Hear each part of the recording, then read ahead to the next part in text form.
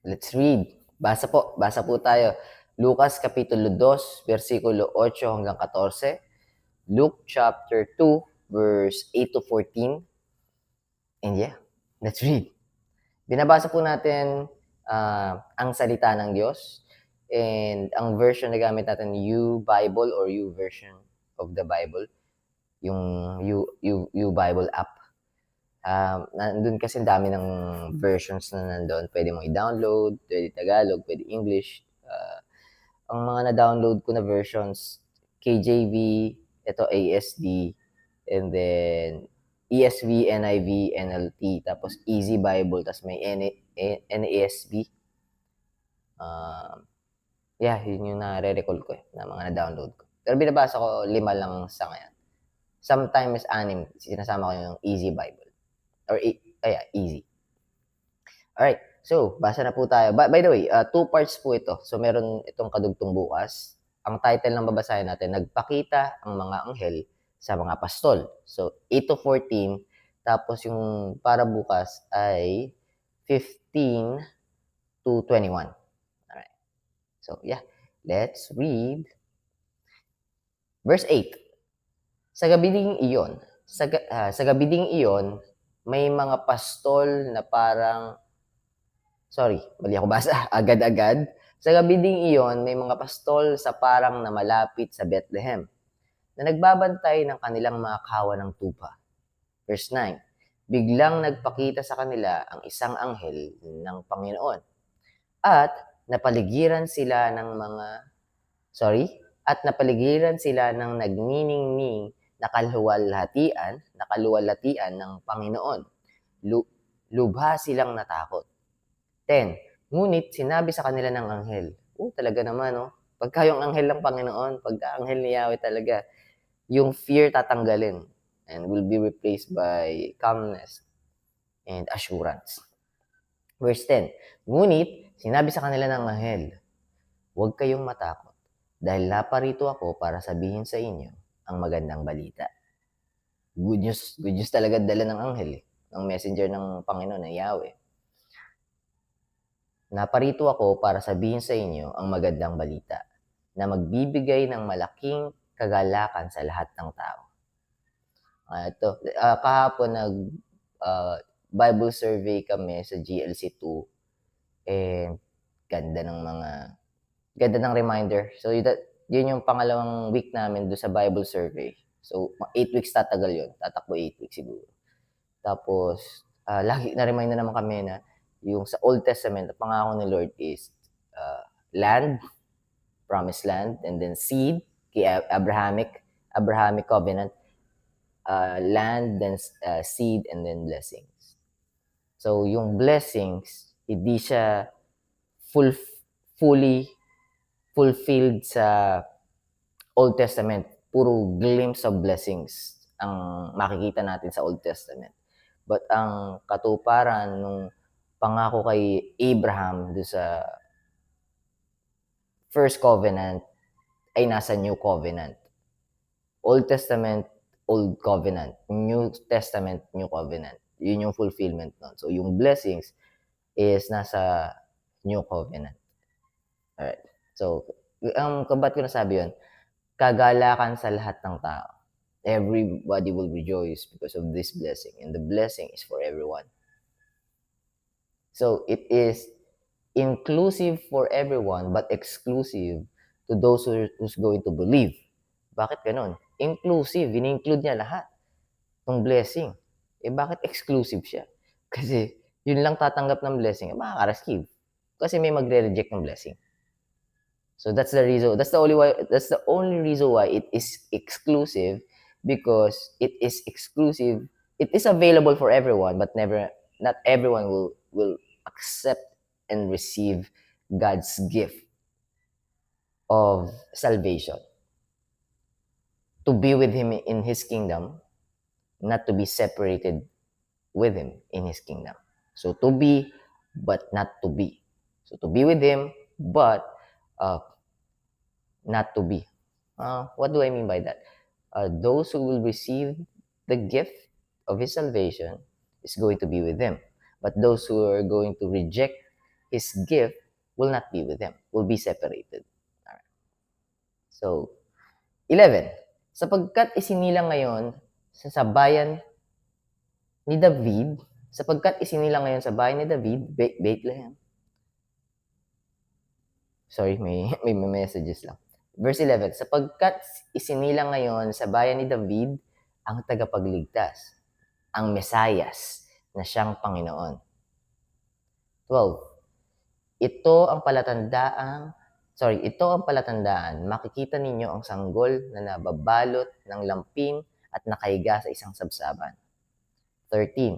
Walang ano-ano'y lumitaw mula sa langit ang isang napakalaking hukbo ng mga anghel at sama-sama silang nagpuri sa Diyos. Sinabi nila, verse 14, papuri sa Diyos sa kaitaasan. Papuri sa Diyos sa kaitaasan at sa lupa naman kapayapaan sa mga taong kanyang kinalulugdan. Alright. Masyadong maaga. I'm not gonna share any thoughts. Self-explanatory naman yung verse. But I'll just read it in KJV. Tapos then I'll let you go. Alright, verse 8 to 14 na. Alright, Luke chapter 2, verse 8 to 14. The Angel's Song. Alright. Dito sa U version, sa U Bible, sa KJV, meron siyang title. The Angel's Song, yung title. Pero dito sa physical Bible ko, wala siyang title. KJV kasi ito, yung physical Bible.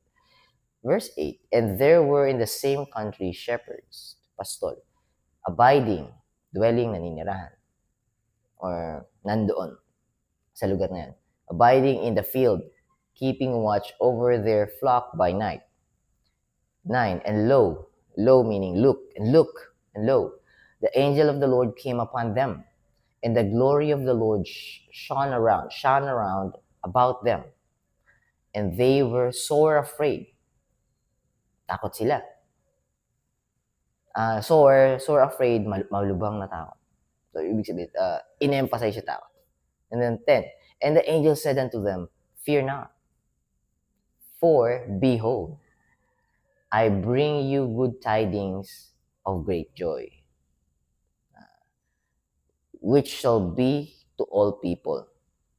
Verse 11, for unto you is born this day in the city of David a Savior, which is Christ the Lord. 12, and this shall be a sign unto you. Ye shall find the babe, the baby, in Tagalog, sanggol. Ye shall find the babe wrapped in swaddling clothes, lampin, lying in a manger, sabsaban. And 13, and suddenly there was with the angel a multitude of the heavenly host praising God and saying, glory to God in the highest, and on earth peace, goodwill toward men. Alright. So yun yung KJV version naman, KJV translation naman, nung verse na binasa natin. Alright, 8 minutes. Pero bago yun, babasahin ko ulit. Okay lang to, medyo redundant. Okay lang, paulit-ulit. Salita naman to ni Lord, kaya masarap basahin. So, please humor me. Again, Lucas Kapitulo 2, versikulo 8 hanggang 14. ESD ulit. Nagpakita ang mga anghel sa mga pastol.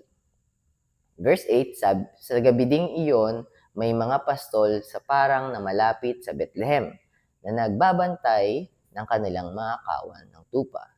Verse 9, biglang nagpakita sa kanila ang isang anghel ng Panginoon at napaligiran sila ng nagniningning na kaluwalhatian ng Panginoon. Lubha silang natakot. 10, sore afraid in KJV. Ngunit, verse 10, ngunit sinabi sa kanila ng anghel, don't be afraid. Huwag kayong matakot. Dahil naparito ako para sabihin sa inyo ang magandang balita na magbibigay ng malaking kagalakan, great joy, sa lahat ng tao. 11, sapagkat isinilang ngayon sa bayan ni David, city of David, ang tagapagligtas. Bethlehem, tinutukoy. and tagapagligtas, Savior, the Messiah. Ang tagapagligtas, ang Mesayas na siyang Panginoon. Messiah, the Lord. 12, ito ang palatandaan. This is a sign. Ito ang palatandaan. Makikita ninyo ang sanggol, babes sa KJV, makikita ninyo ang sanggol na nababalot ng lampin at nakahiga sa isang sabsaban. 13, walang ano-ano'y lumitaw mula sa langit, ang isang napakalaking hukbo. Host. Ano sa KJV yun? Nalimutan ko. I was thinking army of hosts, pero hindi army of hosts. Hukbo kasi yung host. Sa KJV kanina, verse 11 ba yun? Or verse 12. With the angel, a multitude of heavenly hosts. So, heavenly hosts dito. Sa KJV. Pero sa ASD, verse 13, walang ano-ano'y lumitaw mula sa langit, ang isang napakalaking hukbo ng mga anghel. O yun, heavenly host. Host kasi, ano yun eh, parang, ano ba tawag doon? Group of soldier. Nalimutan ko. Platoon, parang ganun. Or, yeah, group of soldiers siya. Parang ganun, yung host. So, army.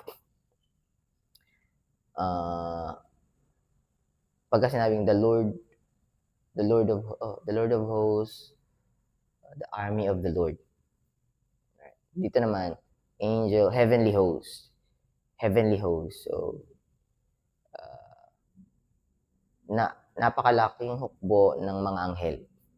At sama-sama silang nagpuri sa Diyos. Sinabi nila, papuri sa Diyos sa kaitaasan at sa lupa naman ay kapayapaan sa mga taong kanyang kinalulutan. Alright. So yan po yung Bible reading natin.